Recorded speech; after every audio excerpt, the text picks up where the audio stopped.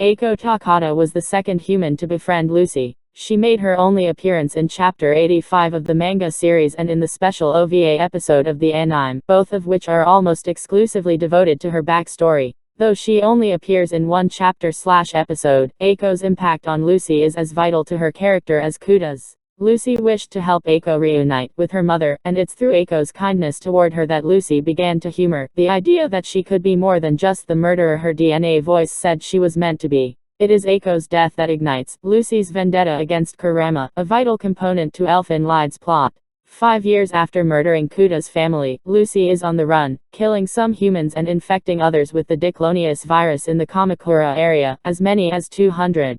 Lucy accomplishes these murders by using her vectors on people's blood vessels to simulate heart attacks. After being accidentally hit by a kid's soccer ball, an offer of aid from Aiko, which she, at first, reluctantly takes, ends a potential rampage. Aiko then asks her to be a model for her drawings, revealing that she had already sketched her in the park from her apartment window. Her artwork, however, aroused the ire of her father, who greatly resented her mother, who was also an artist, for abandoning them. Aiko's father beat her in front of Lucy, who tossed him around with her vectors. She spared his life only to spare Aiko's feelings. Aiko tells her that she still dreams of her family being united again, despite never actually having known her mother. She reveals that her mother, now a famous artist, is likely in the area with a showcase of her works at a local mall. With memories of her regrets about Kuda still haunting her, Lucy strongly urges her to go and see her mother, no matter her fears and anger. They resolve to go and see her the very next day, at which time Aiko will give her a gift, a painting she made and hid away. Unbeknownst to her, her mother in fact desired to see her very much. Following a grim premonition, Lucy went back to Aiko's apartment. When she arrived, she found that Aiko had accidentally killed her father. Having seen a painting she made for her mother, he tried to slash it with a knife, only for her to push him away from the painting to save it. This frenzy led to him cutting his throat. Lucy told Aiko it was, in fact, her fault, since the hidden picture was exposed when she threw Aiko's father. They planned to go to the police the next day, but the arrival of the father's barfly girlfriend, who openly and loudly accuses them both of murder, ends that.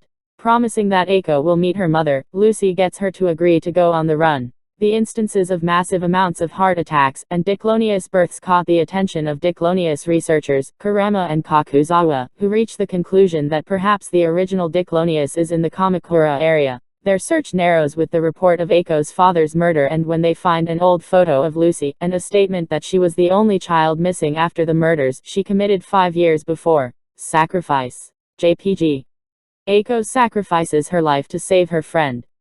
Lucy and Aiko broke into the mall where her mother had the art exhibition, hoping to meet her. Aiko is briefly heartened to see a painting of her as a baby with her mother. Outside, Kurama leads the team that will try to go in and get Lucy. Inside, Lucy uses her powers to amuse Aiko and convinces her that she is a magician, but is put off by Aiko's talk of a hopeful future together. Surrounded by the armed guards led by Kurama, who at first urges restraint, a panicked Lucy begins using her powers. Attempting to protect Lucy, Aiko is shot by Kurama. Enraged, Lucy kills many of the guards. In the distance, Aiko's mother, who was one of the guests cleared out before the assault, wondered at the carnage. To try and save her dying friend, Lucy surrenders. Once in captivity at the Diclonius Research Institute, she is informed by Kurama that Aiko has died. Kurama states that it was her fault for not surrendering, just as Dicloni deserve their treatment for not wanting to coexist. Infuriated, Lucy vows to kill off the people Kurama loves, but to leave him alive to suffer the pain of losing someone he cares about, so he'll suffer the way he's made her suffer.